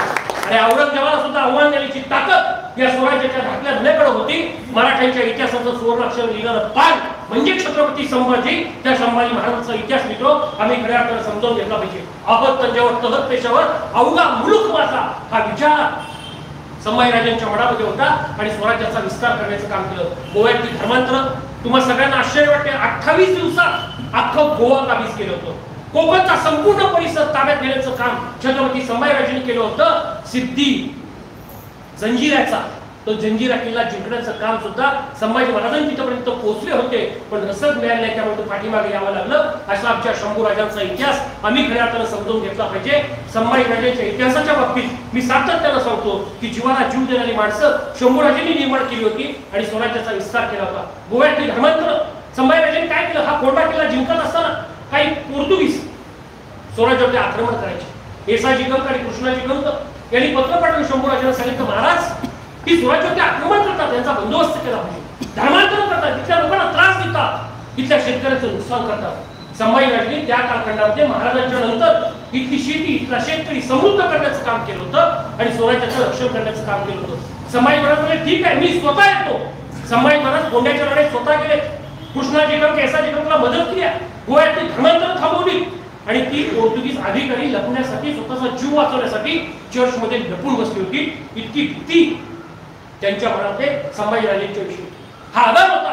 आणि म्हणून मी सातत्यानं सांगतो की इतिहासाच्या पानातून, इतिहासाच्या गोष्टीतून डोकावून पाहत असताना संभाजी महाराजांचा इतिहास सुद्धा आम्ही खऱ्या अर्थानं समजून घेतला पाहिजे. शिवाजी महाराजांनी काय केलं मित्रांनो, तुम्हाला आश्चर्य वाटेल, आज आपण पत्रिका डिजिटल छापतो. 1674 शिवाजी महाराजांनी पोर्तुगीजांच्याकडून एक छपाई यंत्र घेतलं होतं. ते चालवायला स्वराज्यात कुशल कारागीर मिळत म्हणून हेमची पारीख नावाच्या एका गुजराती माणसाला स्वराज्यात आणलं होतं. शिवाजी महाराजांनी अर्थव्यवस्था सक्षम केली. मसाल्याच्या पदार्थापासून तिथल्या शेतीवाडीपर्यंत, दुग्धजन्य पदार्थांच्या पासून तिथल्या सह्याद्रीच्या दऱ्याखोऱ्यात निर्माण होणाऱ्या वस्तूपर्यंत आखातात निर्यात करण्याचं माध्यम हे छत्रपती शिवाजी महाराजांनी केलं होतं. शिवाजी महाराजांच्या व्यक्तिमत्वात आणि संभाजी महाराजांच्या व्यक्तिमत्वात आपण काय पाहू शकतो? तुम्हाला ज्यावेळी तुम्ही संगमेश्वरच्या जवळ जाल तेव्हा तुम्हाला एक गोष्ट जाणवेल. आपण एनरॉन महाराष्ट्रात राहिलो होतो, पण एनरॉनच्या अगोदर तिथं एक प्रकल्प शिवाजी महाराजांच्या कालखंडामध्ये झालेला आपल्याला पाहायला मिळतो. जहाज, घोड्या आणि गलबत यांची निर्मिती करून विदेशामध्ये माल निर्यात करण्याचं काम 350 वर्षापूर्वी छत्रपती शिवाजी महाराजांनी केलं होतं. ही अर्थनीती आम्ही खऱ्या अर्थानं समजून घेतली पाहिजे. खांदेरी मुंदेरी बेट जे मुंबईच्या जवळ आहे, मी ओझरता या सगळ्या गोष्टींचा उल्लेख करतो. समुद्रात किल्ला बांधणार कशा पद्धतीने बांधायचा, तर शिवाजी महाराजांनी ठरवलं की आपण समुद्रात किल्ले मजबूत करत असताना ब्रिटिशांची, इंग्रजांची मदत घ्यायची. शिवाजी महाराजांना माहिती होतं हे ब्रिटिश आणि इंग्रज फार काय येणार नाही. आपण घर बांधतो बघा गावाकडे, आणि घर बांधत असताना आपलं घर बांधकाम निघतं तर पलीकडच्या गाव पण एखाद्याचं निघतं आणि गवटी पळवून न्यायचे एक प्रकार आहे. तिकडे अर्धच करायचं, ते तसंच करून तिकडं जायचं, त्याचं झाल्यावर तिकडं जा, असे एक प्रकार. महाराजांच्या कालखंडामध्ये खांदेरी मुंदेरी बेटाच्या बाबतीत पण असंच आहे की ब्रिटिश पोर्तुगीज आले मदत कराय, जे रातोरात पळून उपयोगी परत आलीच नाही. मग महाराजांनी त्यावेळी काय केलं, आपल्या स्वराज्याच्या कुशल कार्यक्रमासाठी तिथं जावा, ते सगळं शिका आणि ते काम आपल्याला पूर्ण करायचं. महाराजांना फक्त दृष्टी नव्हती तर दूरदृष्टी होती. उद्या पुढे काय करायचं, भविष्यात काय करायचं, या सगळ्या गोष्टींची जाणीव ही छत्रपती शिवाजी महाराजांना होती. मित्रहो, जमिनीवरती 400 फूट बोर मारली तर पाणी लागत नाही, पण गडावरती डोंगरावरती आपल्याला झरे पाहायला मिळतात. म्हणजे शिवाजी महाराजांची जलनीती किती मजबूत होती. रायगडावरती आजही गेलं तर 7 शौचालय राण्यांची पाहायला मिळतात, धान्याचे कोठार पाहायला मिळतात, तुपांच्या विधी पाहायला मिळतात, गोदामं पाहायला मिळतात. म्हणजे शिवाजी महाराजांची नीती ही खऱ्या अर्थानं विज्ञान आणि निसर्गाला धरून होती. म्हणून शिवाजी महाराज हे आपल्यासाठी दीपस्तंभ वाटतात. आणि म्हणून मी या देशातल्या सर्व लोकांना हे सांगतो की आम्ही शिवाजी महाराजांच्या जीवनचक्रातून काय शिकायचं, तर शिवाजी महाराजांचा गनिमीकाम, शिवाजी महाराजांची युद्धनीती, शिवाजी महाराजांचं पर्यावरण शास्त्र प्रेम, शिवाजी महाराजांचं कृषी धोरण. ज्यावेळी शिवाजी महाराजांच्या कालखंडात ज्यावेळी दुष्काळ पडला त्यावेळी शिवाजी महाराजांनी शेतसारा माफ केलं. शेतकऱ्यांना सांगितलंय तुम्ही धान्य तिथून मोफत द्या, ज्यावेळी तुमच्याकडे पिकेल तेव्हा द्या, बैलजोड्या मोफत द्या, खतं मोफत दिल्यात. शिवाजी महाराजांच्या कालखंडामध्ये एकाही शेतकऱ्याने आत्महत्या केलेली नोंद पाहायला मिळत नाही. तुम्ही अनेक इतिहासाची पुस्तकं वाचा. शिवाजी महाराजांच्या कालखंडामध्ये आज रोज वर्तमानपत्र वाचलं की शेतकऱ्यांच्या आत्महत्या, पण शिवाजी महाराजांच्या कालखंडात शेतकऱ्यांच्या आत्महत्या नव्हत्या. शिवाजी महाराजांचं कृषी धोरण हे उत्तम होतं. जलनीती, आज शासन आम्हाला सांगतंय शिवकालीन बंधारे बांधा, पाणी अडवा पाणी जेव्हा 350 वर्षापूर्वी याचा पाया रोवण्याचं काम हे छत्रपती शिवाजी महाराजांनी केले. कायदे, त्यावेळेचे कायदे कडक होते.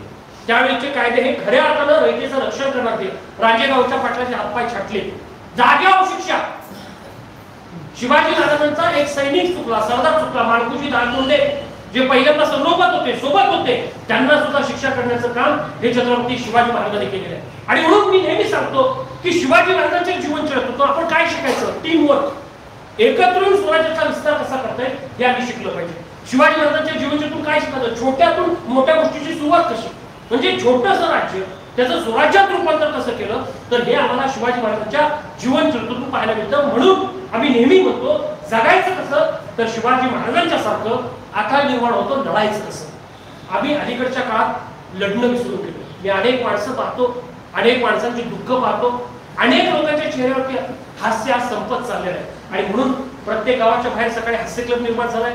मी नेहमी सांगतो खायला मिळत नाही म्हणून 5 किलोमीटर चालणारी माणसं याच भारतात आहेत, आणि खायला पचत नाही म्हणून मॉर्निंग आणि इव्हिनिंग वॉकला जाणारी माणसं याच भारतात आहेत. दोन्हीचा फरक वेगळा आहे, पण हे चित्र आहे. आमचं जगणं कशासाठी आहे हे आम्हाला कळालेलं नाही. आणि म्हणून हे जगणं, लढणं आणि संघर्ष या सगळ्या गोष्टी आम्ही अलीकडच्या काळात समजावून घेतल्या पाहिजेत. संकटावरती स्वार होता आला पाहिजे. संभाजी महाराजांचा इतिहास काय सांगतो, संभाजी महाराज खाली कोकणात संगमेश्वरच्या जवळ न्याय निवाडा करण्यासाठी देसाई शिर्केंच्या वाड्यात बसले होते. हजारोंची फौज मुकरखानाची खाली जात होती, पण स्वराज्याच्या कुठल्याही माणसाच्या लक्षात आलं नव्हतं की ही माणसं राजाला पकडण्यासाठी चाललेले आहे. हा राजा कोणाला सापडत नव्हता, म्हणून औरंगजेब जंग पछाडत होता. आणि शेवटी औरंगजेब म्हणतो जर संभाजीराजे सापडत नसतील तर मी दख्खन सोडून निघून जातो. मुकरब खान तयार होतो, शेख निजाम तयार होतो, म्हणतो ठीक आहे आम्ही बघायला जातो. पन्हाळगडाच्या पायथ्यापासून फौज 10,000चे मुकरब खान घेऊन संगमेश्वरच्या जवळ जातो. 300-350 लोकांना सोबत घेऊन संभाजीराजे न्यायनिवाडा करत होते. सोबत होते 70 वर्षाचे भाळोजी मामा आणि कवी कलश संभाजीराजेंच्या सोबत होते. न्यायनिवाडा करत असताना ही फौज आली आणि संभाजीराजेंच्यावर आक्रमण करायला लागली. त्या सगळ्यांच्या मनात भीती निर्माण झाली. शंभूराजाने हातातल्या दोन्ही तलवारी घेतल्या, शत्रूंच्या वरती तुटून पडले. शेख निजाम मुकरब खान घाबरला. तिथे असणारे अनेक लोक घाबरायला लागली, कारण त्यांना स्वतःच्या जीवाची पर्वा होती. 200-250 लोकांना जमिनीवरती संभाजीराजांनी गाडून टाकलं होतं आणि हा सह्याद्रीचा छावा इतकंच पडत होता. आणि काफराच्या औलादीनो हिम्मत असेल तर शंभू राजांच्या वरती पुढून येऊन वार करा, हे आमच्या संभाजीराजांचे उद्गार होते. राजे मांडवी नदीच्या जवळपास गेले, घोड्यावरती बसतात. इतक्यात कवी कलश तिथं होता. तो इतकंच म्हणाला, राजन मित्र संकटात आहे, तुम्ही कुठं चाललाय. कवी कलशला राजे हात देतात. इतक्यात 300-350 लोक शंभू राजांना पकडतात, कैद करतात, साखर दंडाने मारतात आणि आमच्या शंभू राजांना ओढून उतरून तुळापूरच्या दिशेने घेऊन जातात. त्यानंतर 450-500 किलोमीटरच आहे. 1.5-2 दिवसात ते अंतर पूर्ण करण्याचा प्रयत्न करतात. इतिहासकार सांगतात संभाजीराजांना पकडण्यासाठी कोणी प्रयत्न केला नाही, पण मित्र संभाजीराजांना पकडल्यानंतर वाचवण्यासाठी जोत्याची केसरकर पुण्याचा येवलूरच्या जवळचा त्या जोत्याचा प्रयत्न केला. 100 मावळे सोबत घेऊन 32 शिराच्या दिशेने गेला. शत्रूच्या वरती तुटून पडला. 100 मावळे त्या ठिकाणी हुतात्म्य पत्करलं, जो त्या जिने कसा बसला जीव वाचवला, रक्तबंबाळ झाला, आमच्या राजाला वाचवण्याचा प्रयत्न करतो. शेख निजाम मुत्रब खानाची फौज जितकं लवकर होईल तितकं शंभू राजाने वीर म्हणून उतरून किंवा दिशेने गेली. औरंगजेबाला कुठेतरी निरोप दिला, त्यावेळी औरंगजेब आक्रोश नव्हता, तो इतकंच म्हणाला जितकं शक्य होईल तितकं संभाजी राजांना घेऊन तिथं या, मी तोपर्यंत तिथं पोहोचतो. संभाजी राजांना नेलं, 40 दिवस हाल हाल केलं. आमच्या संभाजी राजांना साखर दरम्यानी बांधलं होतं आणि औरंगजेब इतकंच म्हणत होता, संभाजी राजे आमच्या सोबत या. शेवटच्या क्षणी आमच्या संभाजी राजांना अनेक प्रश्न विचारले. ते प्रश्न मी आपल्या सगळ्यांच्या समोर ठेवतो आणि भाषणाच्या समारोपाकडे वळतो.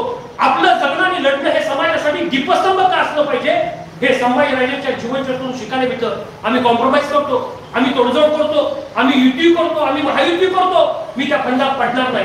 पण संभाजी महाराजांच्या जीवनचरित्रातून आम्ही काय शिकायचं? तत्वाशी तोडजोड करायची नाही आणि मरण आलं तरी बेहतर, पण वाघाच्या उन्हात शरण जाणार नाही, हा आमच्या शंभू राजांचा इतिहास होता. 40 दिवस हलाल केलं, साखर दरम्यानी बांधलं. औरंगजेब म्हणतो, संभाजी राजे आमच्या सोबत या, नाही म्हणतात. संभाजी राजांना दुसरा प्रश्न विचारला, धर्म स्वीकारा, नाही म्हणतात. संभाजी राजांना औरंगजेब तिसरा प्रश्न विचारतो, आमच्या पितृवांची नावं सांगा. संभाजी राजे म्हणतात माहिती नाही. चौथा प्रश्न शंभू राजांना विचारला जातो, आबासाहेबांनी मिळवलेला खजिना त्याच्या चाव्या कुणाकडे आहे, तो खजिना कुठे आहे? संभाजी राजे नाही म्हणतात, माहिती नाही. औरंगजेब प्रचंड दुःखी होतो, हालाल करतो, आमच्या राजाला छळतो, साखर गंधाने मारतो, चटके करून देतात, पण आमचा संभाजी राजा झुकला नाही. एक दिवशी औरंगजेब आला आणि शेवटचा संभाजी राजाला म्हणाला, संभाजी राजे झुका, तुम्हाला आयुष्य बक्षी दिलं जाईल. कवी कलश इतकंच म्हणतो, राजा है वो झुकेगा नहीं. कवी कलश संभाजी राजांची प्रचंड प्रेम करत होते. कवी कलश संभाजी राजे शेवटी इतकंच म्हणतात, साक्षात मृत्यू समोर आहे. औरंगजेब फरमान करतो, आज संभाजी राजांना मारायचं, हात छाटा, पाय छाटा, जीभ छाटा आणि संभाजी राजाला साखर दंडावरती ठेवा. आणि त्यावेळी मृत्यू समोर असताना संभाजी राजे कवी कलशला म्हणतात, कवी कलश अशा मृत्यूच्या समय तुम्हाला काय सुचतं का? काय म्हणावं त्या कवी कलशनं? कवी कलश इतकं म्हणतो, राजन तुम हो सांजे खूप लढे हो जंग, देख तुम्हारा प्रताप तकस्ता औरंगजेब. राजे तुमचं तेज काय, राजे तुमचं कर्तृत्व काय, तुमचं तेज, तुमचा प्रताप आणि तुमचं कर्तृत्व पाहून हा औरंगजेब आज तुमच्या समोर झुकला आहे. हे कवी कलशचे शेवटचे उद्गार होते. प्रचंड औरंगजेबाला दुःख होतं, कारण शंभू राजा आपल्या जवळ येत नाही, आपल्या सोबत येत नाही, खजिना सांगत नाही, पितुरांची नावं सांगत नाही. आणि म्हणून औरंगजेब फरमान काढतो, हात छाटा, पाय छाटा, जीभ छाटा. आमच्या शंभू राजाचे शेवटचे उद्गार काय होते? संभाजी राजे आभाळाकडे पाहतात, आबासाहेबांचा चेहरा डोळ्याच्या समोर आठवतात आणि संभाजी महाराज आबासाहेबांना आठवून इतकंच म्हणतात, आबासाहेब तुम्ही दिलेले हात छाटले, पण हे हात कुणासमोर झुकले नाही. आबासाहेब तुम्ही दिलेले डोळे सुद्धा काढले हो, पण हे डोळे सुद्धा कुणासमोर झुकले नाही. आबासाहेब तुम्ही दिलेली जीभ ती सुद्धा छाटली हो, पण जीव वाचवा म्हणून जीभ कुणासमोर झुकली नाही. आबासाहेब तुम्ही दिलेले गुडघे सुद्धा छाटले हो, पण जीव वाचवा म्हणून ही गुडघे कुणासमोर झुकले नाही. आबासाहेब मी इतकं सांगेन, दगड झालो तो सह्याद्री होईल, माती झालो तो सह्याद्री होईल आणि पुन्हा जन्माला आलो ना तर शिवपुत्र संभाजी म्हणून तुमच्या आबासाहेब जगायचं कसं हे अख्ख्या हिंदुस्थानाला तुम्ही सांगितलं, पण मातीसाठी मरायचं कसं आणि त्याग कसा पत्करायचा या अख्ख्या जगाला हा धर्मवीर, हा छत्रपती संभाजी सांगेल. असं म्हणून आमच्या संभाजी राजांनी हुतात्म्य पत्करलं. महाराजांच्या मृत्यूनंतर तब्बल 32 वर्षे हे स्वराज्य पुढे नेण्याचं काम केलं आणि या सह्याद्रीच्या दऱ्याखोऱ्यात छातीचा पोट करणारी माणसं या महाराष्ट्राच्या मातीत होती. म्हणून शिवाजी महाराजांची जयंती 350 वर्षानंतर प्रत्येक गावात होते. याचं कारण फक्त इतकंच आहे, जगायचं कसं आहे त्यांनी शिकवलं, लढायचं कसं आहे त्यांनी शिकवलं. त्यांच्या प्रेरणेतून हा महाराष्ट्र खऱ्या अर्थाने उभा झालाय. औरंगजेब मरताना इतकंच म्हणत होता, तो स्वतःला प्रश्न विचारत होता आणि परमेश्वराच्या पुढे उभारून औरंगजेब इतकंच म्हणत होता की माझ्या पोटी अशी मातूर जन्माला का आली नाही. तर माझ्यासारखे इतिहासकार इतकंच सांगतात, वाघाची बछडी ही फक्त आईचा सन्मान करणाऱ्या घरातच जन्माला येत असतात. हे प्रत्येक लक्षात ठेवलं पाहिजे.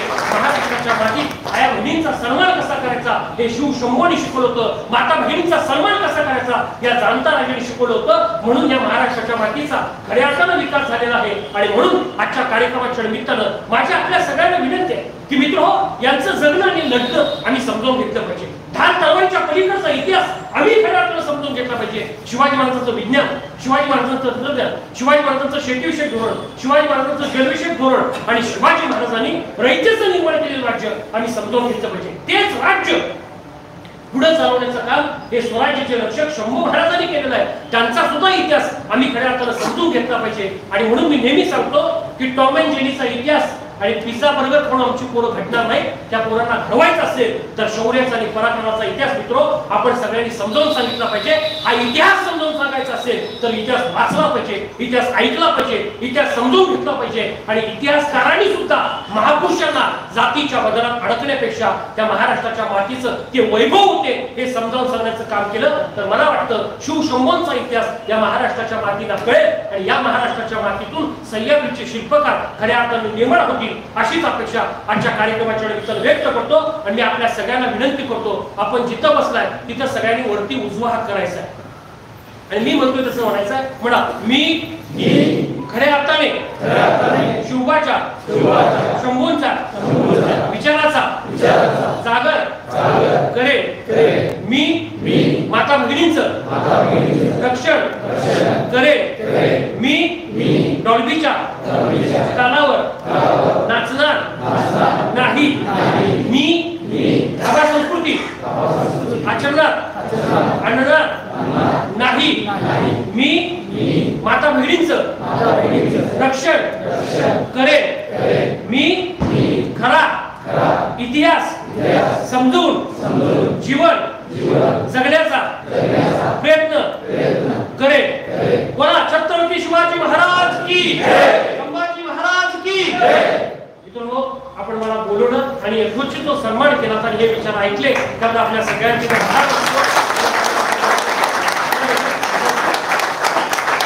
आपल्या सगळ्यांना एक विनंती आहे. गेल्या 25 वर्षामध्ये केलेल्या भाषणांचा संग्रह मी सुलभ शालेय भाषण आणि सभा गाजवा या पुस्तकातून प्रकाशित केलेला आहे. वक्तृत्व, व्यक्तिमत्व, संभाषण कौशल्य कसं असावं, भाषण कसं करावं अशा वेगवेगळ्या विषयावरती हाताचं अंतर, पायाचं अंतर, विचार कसे असावे या अनुषंगाने मी 10 पुस्तक लिहिले. त्यातली निवडक 2 पुस्तक आजच्या कार्यक्रमाच्या निमित्ताने या ठिकाणी उपलब्ध आहेत. पुस्तकाची किंमत 150 रुपये पण कार्यक्रमाच्या निमित्तानं फक्त 100 रुपयाला ती पुस्तक या ठिकाणी उपलब्ध आहे. आपण पुस्तकं घ्यावी, वाचावी, भेट द्यावी आणि स्वतःचं उद्बोधन करून घ्यावं अशी विनंती या कार्यक्रमाच्या निमित्ताने व्यक्त करतो. कारण पुस्तक वाचल्यानं मस्तकं घडतात हा माझ्यासारख्या वक्त्याचा विचार आहे. आणि म्हणून या पुस्तकातून पैसे न मिळवता महाराष्ट्राची सक्षम पिढी करावी, सत्य इतिहास वाचावा आणि सत्य इतिहासातून त्यांचं आचरण व्हावं या उदात्त हेतूने म्हणजे मी अगदी 24 वर्षापूर्वी चांदी असोसिएशन मध्ये केलेलं भाषण सुद्धा त्या पुस्तकामध्ये मी रेखाटलेलं आहे. अशा अनेक भाषणांचा संग्रह माझ्या पुस्तकातून मी लिहिलेला आहे. त्या पुस्तकाला प्रस्तावना डॉक्टर रवींद्र ठाकूरांचे आहे आणि अभिप्राय मराठी साहित्य संमेलनाचे अध्यक्ष प्रमोद शिंदे यांचे आहे. असं दर्जेदार ज्या पुस्तकाच्या लाखो प्रती खपल्या ते पुस्तक कार्यक्रमाच्या पाठीमागे उपलब्ध आहे. आपण ते घ्यावं, वाचावं आणि इतरांना भेट द्यावी अशी विनंती करतो. थांबतो. जय हिंद, जय महाराष्ट्र. धन्यवाद सर. अतिशय उत्स्फूर्त असे हे व्याख्यान, याला व्याख्यान म्हणता येणार नाही, ऐतिहासिक कथेचं भांडार तुम्ही आमच्या समोर उघडून ठेवला.